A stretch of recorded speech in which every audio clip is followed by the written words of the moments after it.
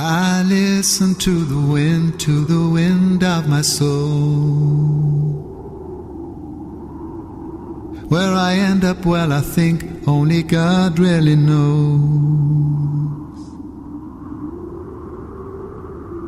I've sat upon the setting sun, but never, never, never, never, I never wanted water once.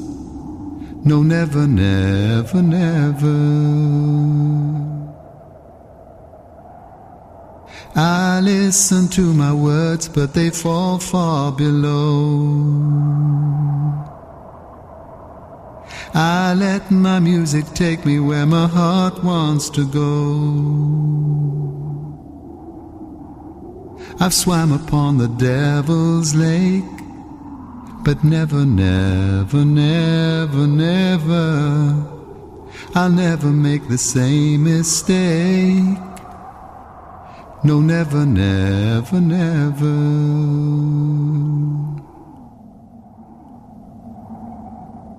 Cuando termina la guerra de Argentina con Paraguay, cuando nosotros perdimos el Chaco, que se divide en tres partes, Chaco Boreal, Central y Austral. Nosotros entregamos el Chaco y ahí estuvo el general Obligado trabajando. ¿Cómo? No era general, todavía era coronel.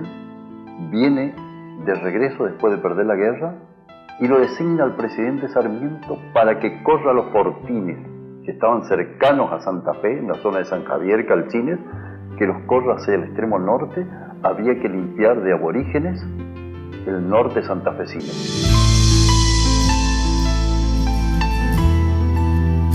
Recordemos que el aborigen vivía en el monte, eran los dueños de la tierra, tenían los caminos marcados, la parte de cacería, tenían todo a su disposición. El blanco, con las armas de fuego y el caballo, los pudo echar, más el general Obligado con sus cosas. Ya estaba creada una deuda externa que tenía la provincia de Santa Fe con la Casa Murieta y compañía, y empiezan a presionar los ingleses para cobrar esa deuda. Eso fue lo que nosotros hoy le llamamos una deuda externa. Fue un empréstito que había hecho el gobierno de la provincia a la Casa Murrieta y compañía, de 1 millón de pesos. Y por ese 1 millón de pesos no se pudieron cumplir con los servicios. Y al último deciden saldar la deuda entregándoles tierra. Y así es como se le entregaron 643 leguas de tierra, aunque después hubo más, 648, porque adquirió más todavía la forestal. Esas fueron adquiridas.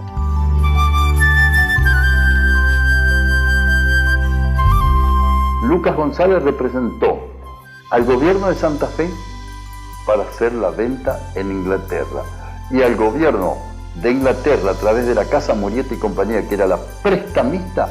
Ambas partes las manejó él, con eso está todo dicho. Los gobiernos de turno acá se sometieron a él. Si se hace una cuestión así, si no es acomodo político, ¿por qué otra vía se va a poder hacer? Nunca hay otra cosa que dispongan en el gobierno que no sean por parte de los políticos, ya sea un operativo de buena fe, un operativo corrupto, lo que sea, siempre existe la intervención de los gobernantes. Entonces, eso que dicen no es cierto.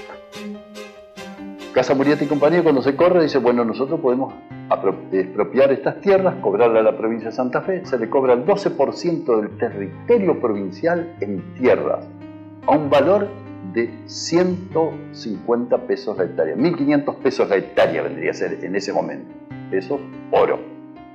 El resto se cobró en plata, en dinero, y otros con empréstitos que había que hacer con la Casa Murieta y compañía. Se entregó el 12% de las tierras. Todas estas tierras se debían comercializar en Inglaterra. Inglaterra comercializaba con Europa. Y así fueron haciendo el negocio. En la exposición de 1860 y algo internacional se expuso madera de quebracho como la más rica en taninos. Porque antes para curtir se usaba el cebil. pero el tanino es multiplicado por mucho superior a cualquier otra madera en cuanto a riqueza de tanino, ¿no? Pero ya todos sabían que los ingleses sabían todo el valor que tenía en tanino todo eso. El error nuestro es haber otorgado una cantidad tan inmensa de tierra a un solo propietario, que fue Murrieta y compañía, que no se llamaba La Forestal. Murrieta y compañía fue uno de los accionistas fundamentales por el valor de la tierra, pero eso después se formó un holding. Varias empresas actuaron después con delegados, con representantes y con dinero en La Forestal y con su saber también, ¿no? Empresas europeas. Norteamérica tuvo interés también. Tartagal era norteamericano, predominaba y al principio todo lo que nosotros le achacamos los ingleses no eran ingleses, eran los alemanes primero, no eran los ingleses. El régimen no lo inventó Inglaterra solo, no.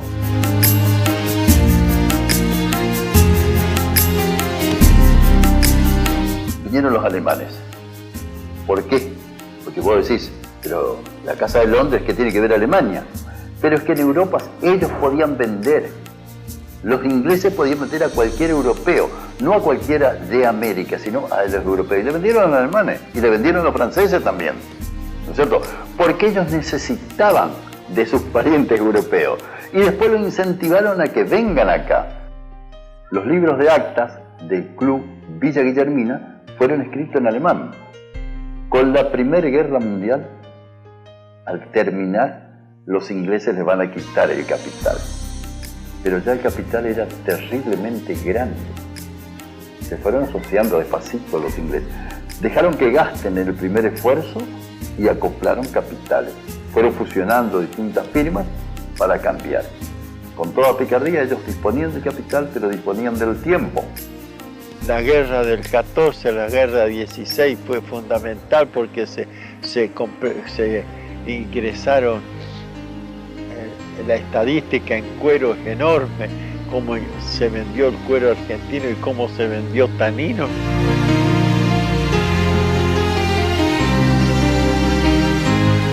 ¿Qué fue la Primera Guerra Mundial? Todo en base a cuero. El carruaje, los soldados, todos los pertrechos en base a cuero, desde el borceguí, los borcegos, lo que ellos usaron, los cintos, las charreteras, las cartucheras, todo en base a cuero. Los arneses de la caballería, miles y miles de ejércitos pertrechados en base a cuero. ¿Quién negociaba? ¿Quién tenía el emporio del tanino? ¿Y quién tenía para mandar cuero? ¿Qué vamos a hacer? Nosotros fuimos proveedores y jamás se contó la historia de eso.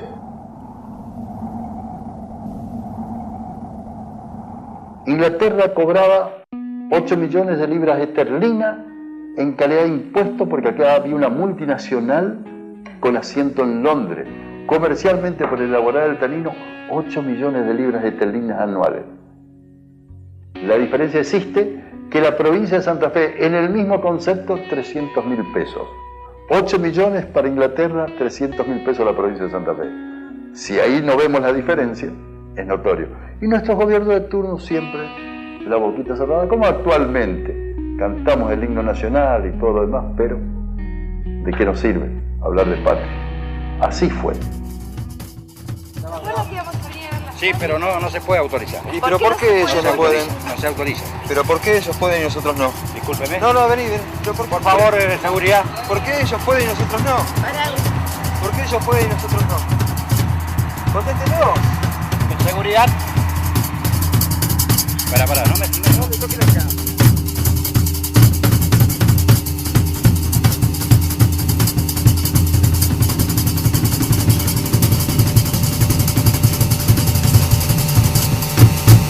Este era un feudo privado, donde las casas pertenecían a la misma empresa, donde a vos te daban residencia durante 3 días con comida y alojamiento. Al tercer día o entrabas a trabajar o te ibas.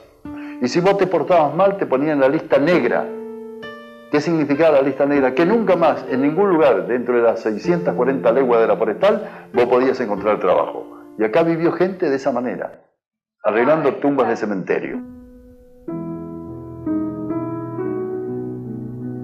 La forestal extrajo de nuestro, siempre dice, toda la riqueza explotaron al hombre, cosa que no es cierto, porque el hombre tuvo de todo acá. Porque la forestal había dotado al pueblo de toda su estructura. Por ejemplo, el cementerio, ya que estaba en el cementerio, lo había donado la forestal. La forestal llevaba el orden de la numeración de los muertos, de los que se sepultaban acá, tenían un registro de ellos, que no sé dónde habrá ido a parar, nunca supe.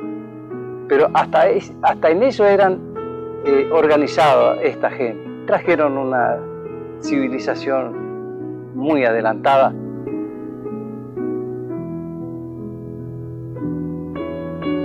En el gallinero teníamos luz poco, luz eléctrica. Se descomponía al teléfono, tenía teléfono. Se me quemó muy poquito. Allá venía los empleados a cambiarle el foco. Ni usted podía cambiar el foco. Teníamos los mejores médicos acá. Acá estaba Perazo, Zambra, Palma, Rodríguez, Basail. 5 médicos que no tenía Santa Fe. Guillermina era un lugar más vale de trabajo. La gente que se ocupaban en el orden público estaban en las instituciones sociales y también ya se habían dado los primeros pasos de organización gremial. Pero en la política no, porque no había municipios, porque la forestal le atendía a la población en todos los menesteres municipales. Le daba luz gratis, agua corriente gratis.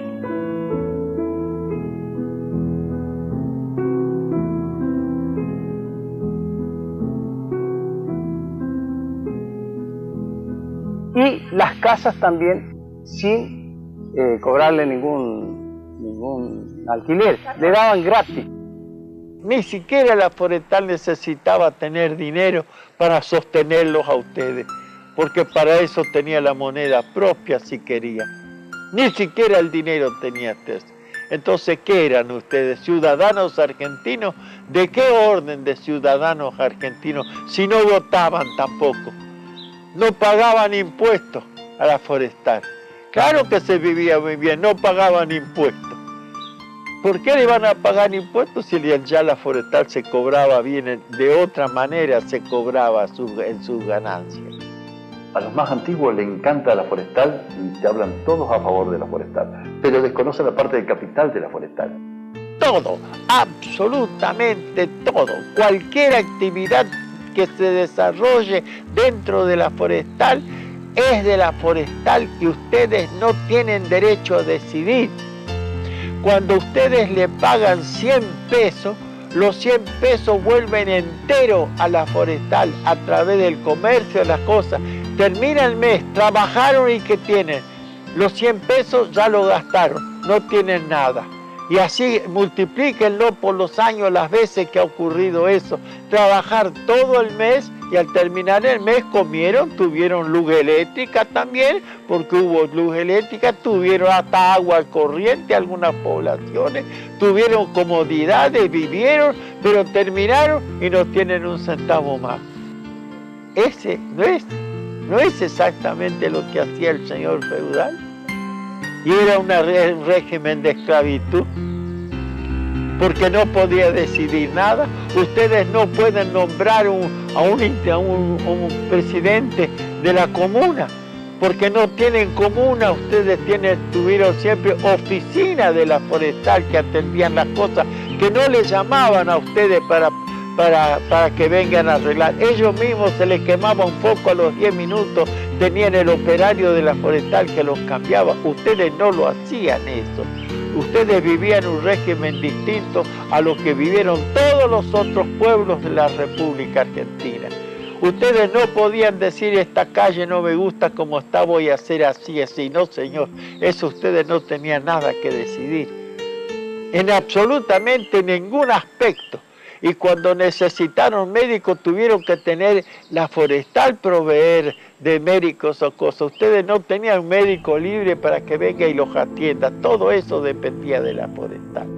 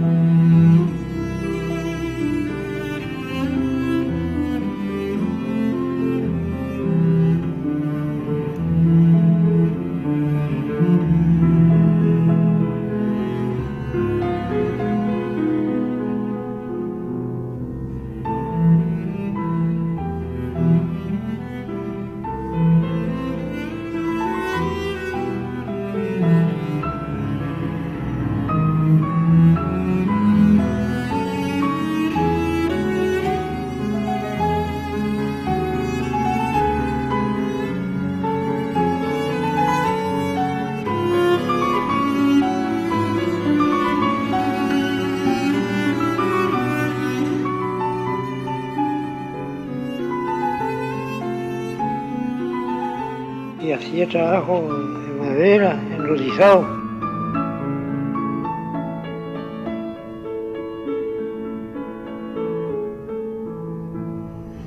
Y bueno, te explico que se hacía, por ejemplo, el palo con cáscara.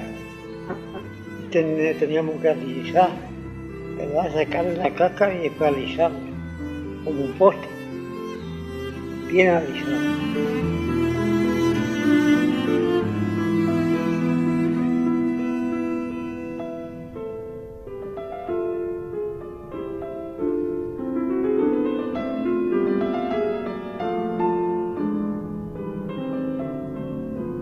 Su vivienda era un bendito por lo general. ¿Qué es un bendito? Paja cortada, atada arriba, y ahí se acostaba, en un camastro, a veces de cuero, la lluvia le pasaba por abajo. Pero yo siempre tenía mi ranchito aparte. Y esa soledad los llevó muchas veces a formar, y nosotros vemos la clase social que nos legaron en ese momento. Cuestión día de pago, hacía la forestal, los bailes, llevaba la lesa de vino, llegaban la gente, bailaban, y yo miraba por la costa de la cancha, porque me gustaba de bailar, me gustaba nomás de divertirme por otro, lo mío. Entonces ese día el hombre se encontraba con una mujer, tenía que hacerse de una mujer, por la sexualidad y la soledad donde vivía. Y había 3 formas de hacerse de una mujer. La compraba, la cortejaba, o si no, la ganaba en pelea. Y esa mujer se iba con él. Capaz que al mes siguiente en el otro cobro, y bueno, pasaba otro dueño. Entonces no le llamaba mujer o esposa, le llamaba cocinera. Porque ¿qué función hacía? Ir a cocinar. Era la cocinera de él. Y muchas de esas cocineras siguieron conviviendo. Y al convivir después tuvieron hijos. ¿Cuál era el destino de esos hijos? Allá inmersos en el quebrachal. Y ser cocineras si eran mujeres. Y si eran hacheros si eran varones. Ahí se criaban las gente entre el suyo, ¿no? En el rancho vamos a decir, pero vivían en el monte. Toda la criatura arisco. Hasta tal punto llega que el padre Celesio Bodolín le pidió a la forestal hacer un emplazamiento habitacional que existe en Barrio Itatí para poder juntar a todos esos chicos que quedaban en los quebrachales, que el ferrocarril los traía, y entonces tratar de contenerlos un poco. El hachero, el fabriquero, porque le decíamos así, el de la fábrica, el del transporte, todos tuvieron todas sus ventajas. Le digo lo del hachero que siempre se dice que fue esquilmado, que fue, mire, los del hachero es un punto que tenemos que detenernos a pensar muy bien. Yo que lo viví puedo decir.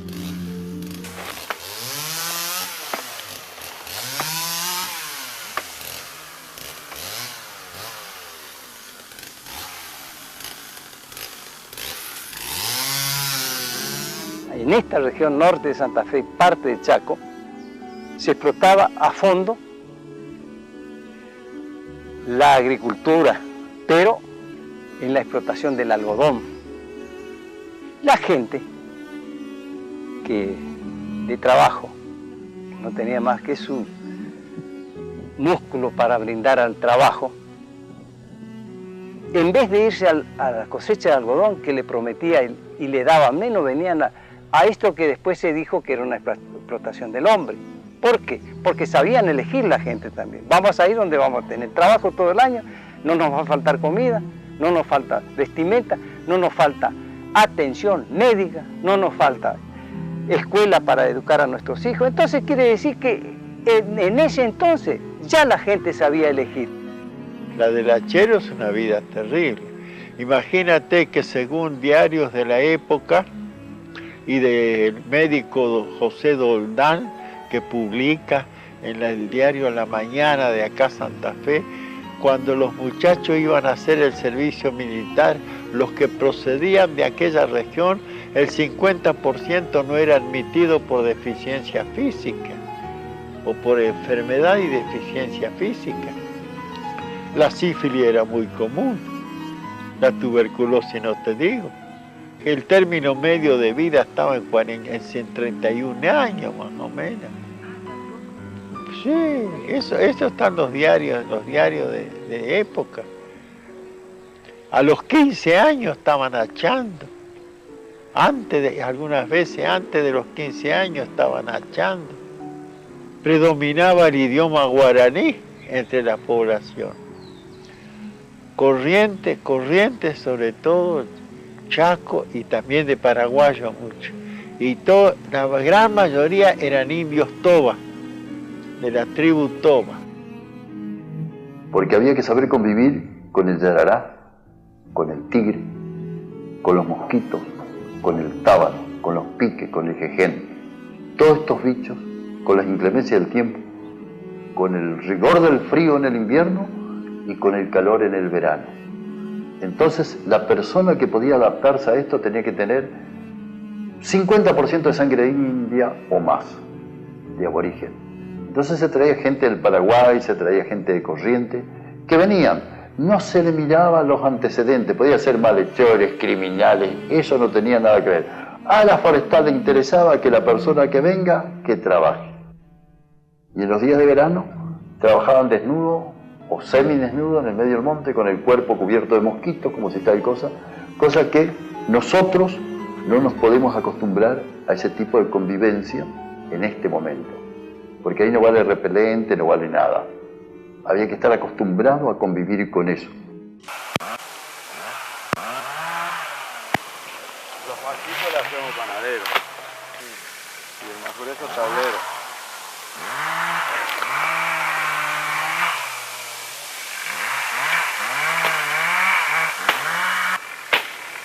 No. Carpintero mi oficio.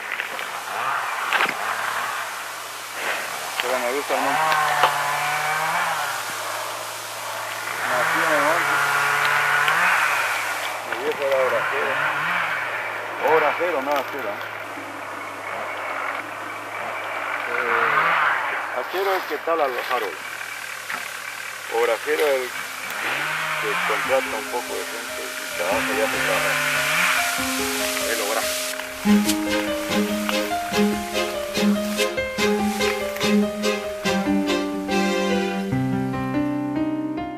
Compañías que explotaban el quebracho, hubo varias, le llamaban los obrajeros ellos, a los que explotaban el quebracho y lo entregaban a la forestal lo compraba, de sus propios montes desde luego, pero también compraban rollizos de otros montes, ¿no? Todavía hay gente que trabaja así, en este momento con la madera, y viven benditos en el campo, se quedan una semana compartiendo y conviviendo. Pero tienen la posibilidad de que van con los tractores y traen la leña. Lo que cambió fue, de aquella época ahora, que no hay tanto derramamiento de sangre, que se cambió el hacha por la motosierra, pero se sigue la destrucción. Sí, de algo tenemos que vivir, tenemos que venir a meternos al monte, si no tenemos que salir a una vaca de los vecinos. La cuartería, que la vigiato. Y lamentablemente no queremos hacer eso, porque nunca hicimos. Hay algunos que tienen mucha familia, lo hacen por necesidad. Y hay algunos por costumbre.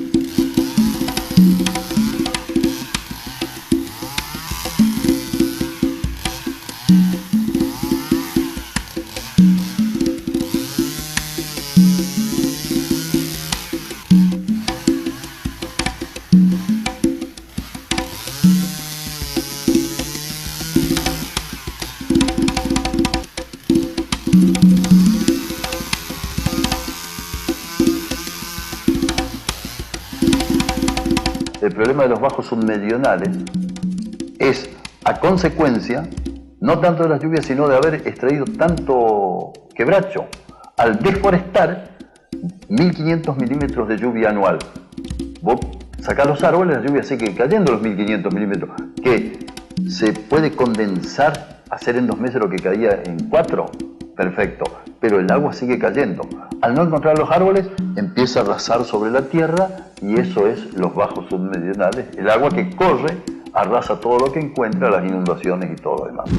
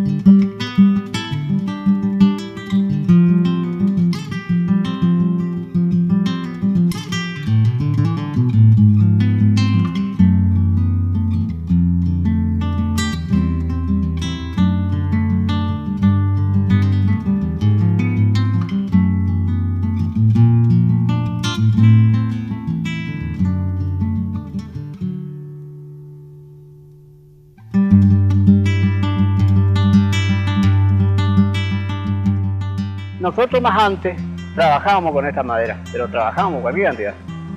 Después mermaron el asunto de la entrega. Por eso ahora que Ferrus le da el cupo a uno. Y trabaja más con una madera que viene de corriente, digamos el pino. Ahí hay una de entrada grande que a nosotros medio que nos dejaron de un costado. Nosotros ahora estamos trabajando, pero en cualquier momento se corta y ya nos quedamos todos colgados. El cupo es donde que le dicen a un proveedor, bueno, vos entregás 50, vos entregás 100, vos entregás 200. Y terminás ese cupo y bueno, tenés que parar. Según si es que la fábrica no está necesitando mucha madera. Ahora si necesita mucha madera, sí. Se sigue entregando, como será ahora en este caso que viene lluvioso, que no hay entrada de madera. Entonces uno carga y se va ahí dentro tranquilamente. Y el asunto del pago está pagando semanal, 16 pesos la tonelada. Según, si entregás hasta 60 toneladas es 16. Pasando de las 60 toneladas te pagan un peso más, o sea 17. Pasando 60 y pasando 70 te pagan 18. Se entregan la semana, se entregan. Y si viene lluvioso como va a ser ahora, una carga por día o 2 cargas por semana, una carga por semana, según como viene lluvioso el tiempo. Y hoy vamos a sacar unas 14, 15 toneladas más o menos. Y ahí viven 4 familias. Vive el cargador, vive el tractorista, el cortador y el ayudante del cortador. O sea que el motociclista más o menos está ganando 8 o 9 pesos. El ayudante gana 2 pesos por tonelada. Y después lo demás le queda al tractorista. Y le queda chirola nomás para dar vueltas. Y eso sí es que no hay una pinchadura, como ser el tractor ahí tiene reventado las 2 cubiertas. Tiene con manchón. Pero si tiene que comprar una cubierta en este momento, no se tiene que vender el tractor. La madera que estamos llevando es una madera especial porque no es cualquier madera que se va. O sea que hay que elegirla en el monte para cortar. Yangapirí, urapitá, quebracho blanco. Acá nada más que lo único que hacemos es desmontamos, cortamos todo, pero después no tenemos para cortar. Para volver a cortar. No se planta. Este carrero ha cumplido este destino. A playa tenemos que ella aguanta el nido. Bueno, y después, aquí pues, me cortaste. No, ese es el que andaba buscando el tanino y después llegamos, exportamos Y bueno, estábamos estroncando un sector de tierra ahí que nos permitía el dueño del campo para hacer huerta, así como comunitarias, familiar y comunitaria, porque compartíamos entre todos. Pero lo que vivíamos continuamente era yo y unos hijos míos. Bueno, y entre eso sacamos el tronco que es la Virgen. La Virgen de Unidad, es un nuevo aniversario de la Virgen. Bueno, nosotros troncamos y entre eso le elegí al tronco este porque yo fui promesero siempre de la Virgen de Itatí. Pero traíamos siempre la imagencita de Itatí, de allá, y por cualquier cosa, son de yeso, se cae, se golpea. Yo siempre le decía a mi hijo, el día que yo pueda, a ver si puedo hacer una imagen de Itatí para tener y mantenerlo como patrona de nuestra casa sería, o como promesero que éramos todos. Y bueno, y Dios quiso otra cosa. Se manifestó, nos dio la imagen, pero es más alta que la de Itatí y es más delgada en ese tronco. Los mismos compañeros que estábamos ahí decían, vamos a ponerle Virgen de los Hacheros, y justamente le llamamos Nuestra Señora de la Unidad. Y bueno, y así fue que después en el 89 se empezó la primer procesión que se hizo, las peregrinaciones. Bueno, de ahí hasta hoy es decisión de los pueblos vecinos, no es cosa nuestra. Ellos son los que se deciden a hacer la caminata. Bueno, hay pueblos que caminan hasta 55 kilómetros, otros menos y así, pero de ahí fue que... La perla santafesina también presente está, Villa Ocampo, Las Toscas, Florencias y otros más. Villa Ocampo, Las Toscas, Florencias y otros más. La Forestal sabía manejar perfectamente a cada uno de los contratistas y sabía qué negocio hacía. Lo manejaba con las balanzas. Le iba descontando el quilaje de las balanzas al contratista. Que la rueda está muy pesada, que tenés tantos carros que entraron los cachapés, tanto peso, le iban descontando.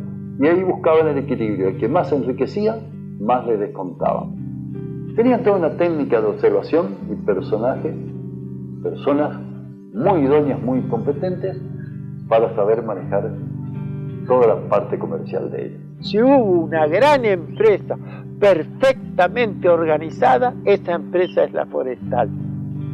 Cuando los bancos de acá necesitaban algún empleado y sabían de un ex empleado que había trabajado en la administración de la Forestal, preferían al empleado que había trabajado en la administración forestal, porque la forma de trabajo perfecta que tenían ellos eran una forma de aprender ellos mismos a trabajar. Terminada la Primera Guerra Mundial, del 18 al 22, y te llama la atención, ¿por qué se producen huelgas siendo que es un pueblo privado? Y entonces vos entras a analizar lo siguiente, que se forma un sindicato asesorado por los embarcados. ¿Quiénes eran los embarcados? Los que venían con las ideas socialistas a través de los barcos a cargar el tanino, a cargar los cueros. ¿Cómo la Forestal, un pueblo privado, va a permitir que la gente se asocie a un sindicato? Claro, con exuberantes capitales que habían adquirido, una masa terriblemente en libras esterlinas con asiento en Londres, manejando todo esto, había que pagar la indemnización a los alemanes. Entonces, 4 años dedicados a huelga, masacrando gente. Hasta ese momento se trabajaba en el horario del loro. El loro, cuando aclara el día, viene y a las 5 de la tarde, cuando va atardeciendo, regresa a su nido. Va a decir 12, 14 horas de acuerdo a la luz del día. Cuando aparecen estas ideas que son revolucionarias, las 8 horas de trabajo, la Forestal incluso le permite, en la segunda huelga, le permite que se cumpla una conquista, y entonces la gente se enardece. Y a la Forestal eso le convenía también. ¿Cómo puede ser que la Forestal, porque haya muerto un comisario, produzca una guerra de un año, paralice la fábrica? Y la prensa capitalizaba en ese sentido, diciendo un locao patronal, se funde la Forestal. Y a ellos le convenía crear esa imagen. Por supuesto que le convenía, porque frente a esto caían las acciones. En un mes, en un juicio público, le arreglaron las acciones al hijo de Artenec y la Forestal se queda con todo el paquete accionario de los alemanes y franceses.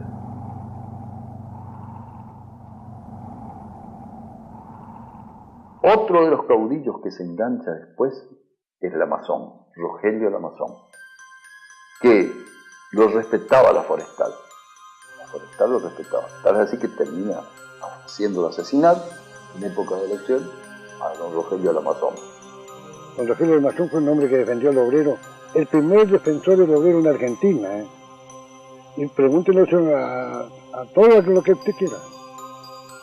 Fue el de la esquina, el negocio. Es el papá de Marito González, del Lamazón. Papá de Polito Lamazón. Es el más. No me acuerdo, no estudié mucho sobre eso, no sé mucho de él. Me acuerdo de la primaria, pero de la primaria no me acuerdo mucho. Ya hace años que no vi. No sé. Bueno, respecto a la historia del pueblo, los jóvenes no están interesados en ella porque muchas veces la gente grande no sabe cómo llegar a ellos didácticamente mediante conferencias o la enseñanza en la escuela. La gente joven ni le interesa la Forestal. Parece un cuento de hadas, digamos así, no le interesa. Y la parte docente desconoce totalmente. Es como la historia argentina, no hay que escribir la realidad. Escuché hablar de él, como conozco su casa, también vi la película y conozco a la familia. Fue un caudillo político, manejaba las elecciones del departamento. Como dato histórico, Villa Guillermina tenía una mesa más que Reconquista. Vale decir, había más votantes acá que la cabecera departamental, Departamento General Brigado, provincia de Santa Fe. Acá había más habitantes que Reconquista. Villa Guillermina hubo momentos que había 15.000 personas en todo el entorno de la fábrica y entre los hacheros 15.000 personas, todas dependientes de la Forestal.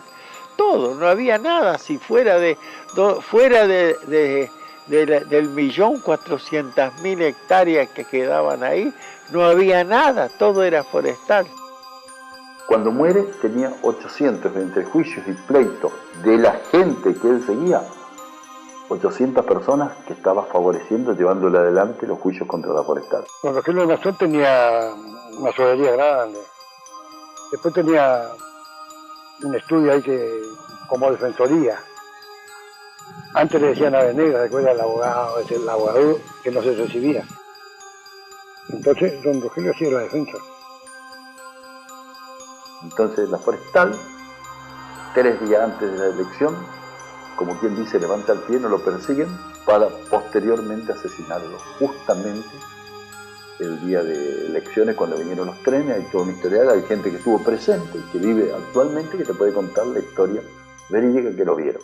El 3 de marzo de 1940 lo matan a Rogelio Lamazón, pues ya lo habían todos persiguiendo antes. Después lo dejaron y todo.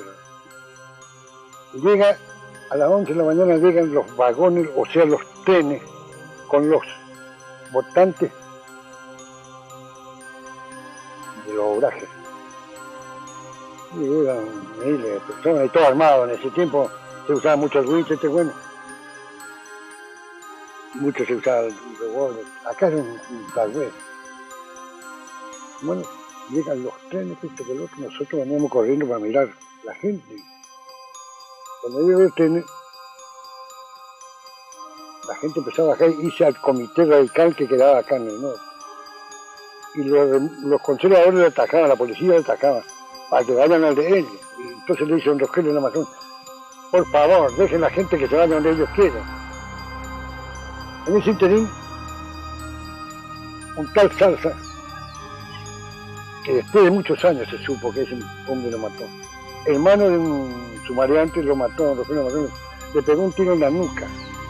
Le puso el caño del revólver en la nuca, se veía todo el negro así de la polvo. Ahí lo matan a don Rogelio Lamazón, se armó un tiroteo como de 3-4 minutos, sí. Murieron unos cuantos, policías, murieron civiles, los guardaespaldas de él lo mataron a los dos, los medinos. estaba el jefe de policía de Reconquista de Aranjuez y Coronera. El comisario acá era Olsen, Mundo Olsen.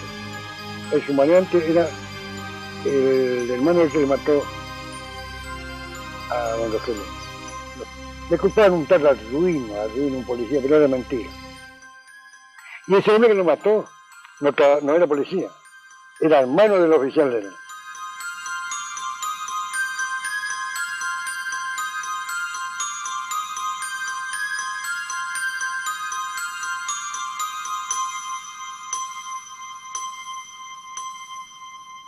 La Segunda Guerra Mundial ya no hay la participación activa de la forestal como en la Primera Guerra Mundial. Pero recordemos, en el 40, en Kenia, en las tierras de los diamantes, África, empiezan con la mimosa, un sustituto del quebracho. Entonces con ese sustituto del quebracho se fueron a trabajar allá y acá empezaron paulatinamente a desmantelar. Y no es que se sacó todo, porque después, actualmente todavía siguen saliendo quebrachos. La forestal se fue por otro motivo que les convenía más a su economía. No es porque acá no tenía ya nada que hacer. Los últimos días de la forestal, el último tiempo, el comercio forestal, las libretas que tenían que ir a pagarlas a Villa Ana. Y las de Villa Ana tenían que venir a pagarlas acá. Se iban cortando los créditos. Después empezaron a cortar el agua, empezaron a cortar la leche, el hielo. Las casas se mantienen.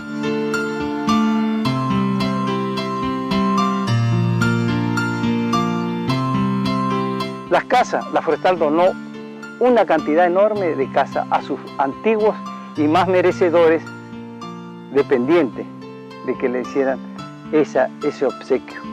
Y dio muchas casas. Como era un pueblo privado, empezó a vender las casas.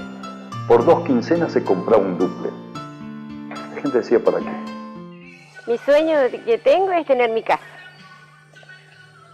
Porque la que tengo no es mía, así que... La mayoría de las casas de Guillermina pertenecen a la forestal. Hay un grupo más o menos de 30 familias que luchan para tener su escritura, cosa que es un poco imposible porque la firma ya no existe. Entonces como que se está viendo qué trámites realizar porque no sale en ningún lado la forma para poder escriturar esas tierras. Subdividió y le dio a todo. Les vendió a precio cómodo, en cómodas cuotas. Le descontaba por administración una pequeña cuota para que cada uno, el que quería, tenga su casa independiente. Así fue. Y así quedó constituido el pueblo. Ni siquiera existe un plano donde figure Villa Guillermina con las casas forestales. Una cantidad enorme de viviendas fueron desmanteladas las casillas de la forestal. Y hoy, a 50 años que se fue, yo te aseguro que encontrás más de 150 casas pintadas todavía de color amarillo, que la pintó por última vez la forestal y quedaron tal cual están.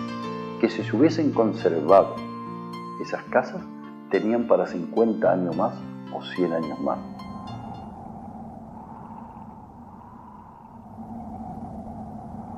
Es increíble que las actuales generaciones no quieran pensar cómo nos manejaron a nosotros. Quizás es la cultura y la educación que reciben en sus casas. Por ahí los mayores también no están muy involucrados con la forestal o lo toman como algo que ya fue del pasado, ¿no? Entonces ellos también toman la actitud de los padres. Podemos hablar de tiempos, mucho tiempo atrás, y por ahí como que es lo mismo hablar con la mujer actual. El tema de la maternidad es más común en las chicas humildes, de pocos recursos. De 13 años ya tienen su primer hijo y a los 17 ya es como que ya están realizadas. El primer hijo tuve a los 11 años. Después empecé. Las cachorradas. La mujer como que también estaba sometida a todo eso porque respetaba a su marido y porque esa era su cultura. Entonces como que en la mayoría de las mujeres de Guillermina ha quedado marcado eso. Y cómo se nota mucho el sometimiento de las mujeres en varios ámbitos, porque hay mujeres que ya están acostumbradas a que los maridos le vivan golpeando y como que le da lo mismo. Me escapé porque me trataba mal, porque era mezquino en la comida y no quería que yo tenga muchos hijos. Y como él era enfermero... ¿Cómo hacemos para que la mujer sienta de que ella también tiene que vivir y vivir con dignidad? Y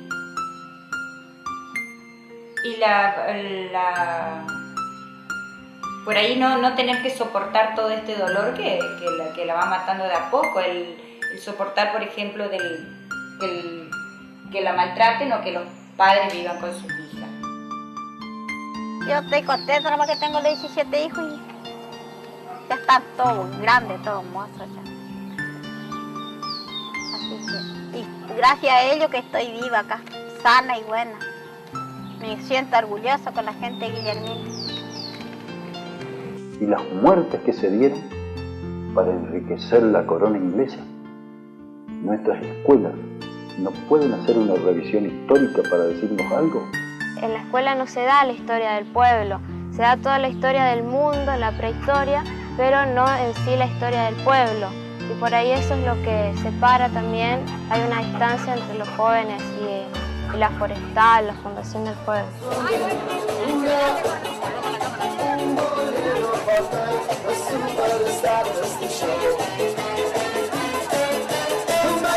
En los bailes es muy peligroso ir porque hay dos barritas bien identificadas, que esas son las barritas que siempre se enfrentan y arman peleas, líos.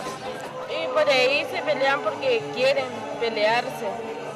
Esos líos se transforman en riñas que salen muchas personas lastimadas y muy graves, que son ya derivadas a Santa Fe, algunas a Buenos Aires, por la gravedad de sus lesiones. Y en los bailes, cuando vienen así a la salida, se pelean, traen armas, como puede ser cuchillo, pan. Que cambiara un poco la junta que tiene, que sea hombre. Porque tiene 22 años y tiene mentalidad de criatura todavía. Por ahí se arman grupitos, salen a correr, o se van a bañarse al yugo, a nadar un poco al yugo. El nombre legítimo de ese yugo es yugo quebrado, porque venían madera del tiempo de la forestal. Y que nadie se vaya a enojar si yo digo una mentira o una verdad. Dicen mis antaños que en el tiempo de la forestal acollaraban bueyes, carretones, carretas o cachapé. De 2 a 3 se quedaban y se volvían a romper. ¿Qué se rompían? Los yugos, que eran más frágiles. ¿Por qué se rompían? Porque trataban de sacar esa carga para que vuelva a llegar a esta fábrica. Entonces, de ahí nació ese nombre primitivo, yugo quebrado, en el cual hoy es un sano esparcimiento. Para nosotros, la juventud, yo me considero un joven también, porque jamás voy a morir de viejo. Se llama yugo de expansión y yugo de diversión. Bueno, los que se van a veces tienen sus familiares acá y extrañan mucho. Y muchas veces se vuelven. Hasta ahora perdura una de las condiciones así culturales, de las pautas culturales de Villa Guillermina. Se van personas, el Día de la Madre, el domingo yo estaba mirando en el colectivo, se van 5, 6 o 20 personas en el colectivo y hay 100 que los acompañan. Y todavía le perdura en el corazón ese cordón umbilical de que tuvieron que irse, el éxodo de la forestal.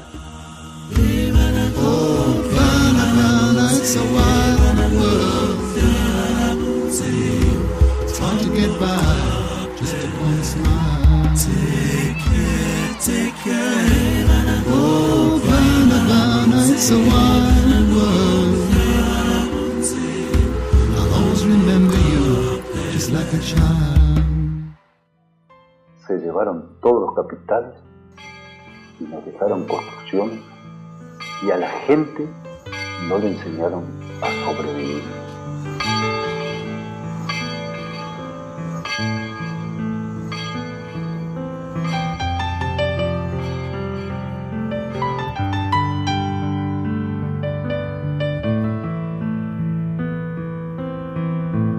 Y yo le pido a la Virgen que ande bien, que no me enferme, que ella me escuche a mí, que nosotros cada año le hacemos la fiesta.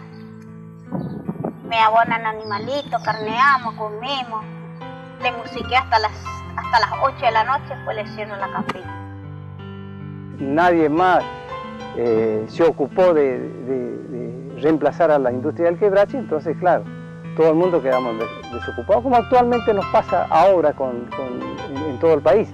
Todavía acá, con una caja de mercadería que una familia tipo le duraría 4 o 5 días, ellos sí están hasta fin de mes, y entonces se las aguantan. Pero ¿qué pasa después? La consistencia física y la parte intelectual no le puede responder. La desocupación trae miseria, trae hambre, trae hasta locura, porque la gente no se puede sostener. Entonces cuando el gobierno ofrece comedores comunitarios, comedores escolares, plan social educativo, agrandar los comedores escolares, y cuando éramos pocas las voces que gritábamos, casi sin voz, diciendo, estos comedores escolares que se agrandan de 60 personas a 200, es porque la miseria se viene a instalar, y te va a mantener con un plan trabajar, y lo rechazaban al principio porque eran 200 pesos, y hoy se pelean por 150 pesos. Yo no le echo la culpa a la gente, sino que aquellos que están en los sillones, con aire acondicionado, trabajando. Entonces acá las escuelas. La casita del hornero tiene alcoba y tiene sala, y aunque en ella no haya escoba, está limpia con esmero.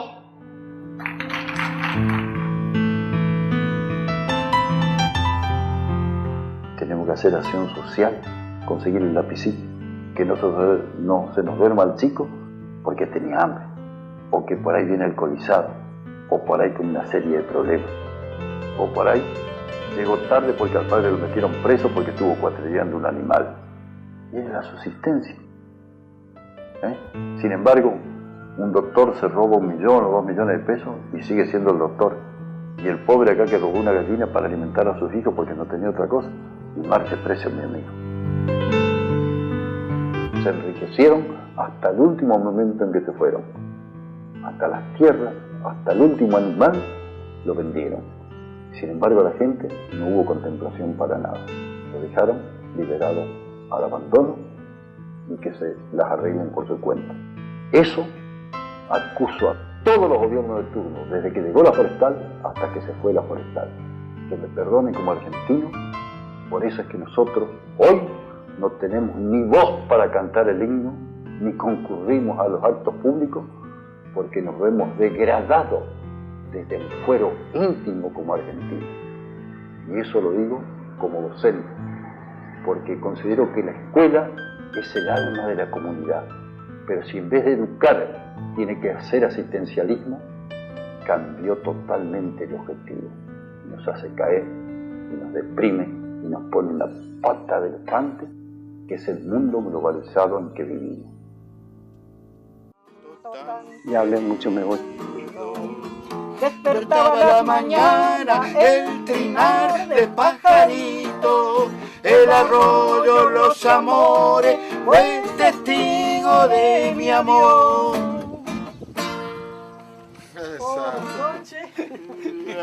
Te hice levantar. Yo no me podía reír porque estaba. Te hice levantar un poquito.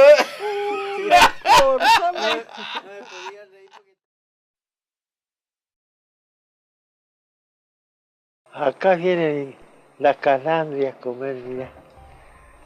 No sé qué pasó esta tarde, no había nada de comida. No sé que no había nada de comida, no sé qué pasó con las calandrias esta tarde. Me parece que esa que cruzó usted es la calandria. Claro que es la calandria, allá está en el hilo, ¿ves? Allá está en el hilo, está esperando. Allá está en el hilo, está esperando que nos vayamos de acá para comer. Vámonos. Vámonos, vamos a respetarle a la madre de los pichones.